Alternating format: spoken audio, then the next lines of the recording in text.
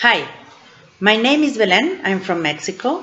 And answering to the question if language learners should only be exposed to the forms they are taught, definitely not. I am convinced that the students should be exposed to all the ways possible to acquire and practice a language. I think that the best way to learn a language is not the classroom, but by walking outside the classroom door and listen to songs in English, watch movies or TV series in English, and read in English, and set your cell phones in English and connect with people from different places so you can practice the language. I remember three Polish friends that came to Mexico once. Two of them were always outside, hanging out with people, having dinner with families, chatting with young people, going to the movie theater, taking the bus and the subway, and going around. And the third one was in his apartment, studying Spanish and learning Spanish. I guess you know who learned Spanish and who didn't. Of course, the two of them, they did. The third one, he didn't.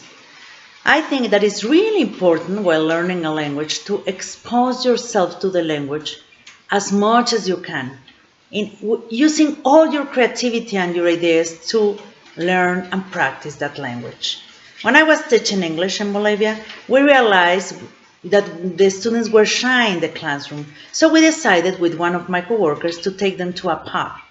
The pub was on only English music, and the rule to stay in the pub was to speak only in English.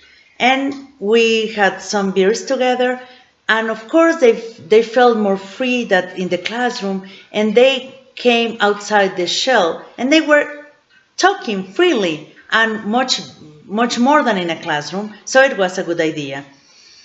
I think that English clubs or bringing a native speaker to the class, it's always very positive because they have this great opportunity of communicating and to listen to real English.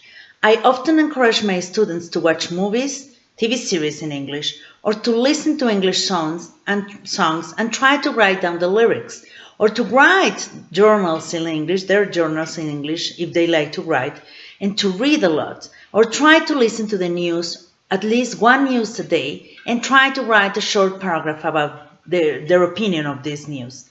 I have found also very helpful to encourage them to practice their hobbies by trying to implement as much as possible some English. For example, many of them like to cook or to bake. So I ask them to follow the recipes in English or to try to write in post-its the name of the tools they are using so every time they use them, they see the word in English and they learn it. It is amazing how many ways we can find to get ourselves exposed to a language. And of course, in much more different ways than in a classroom.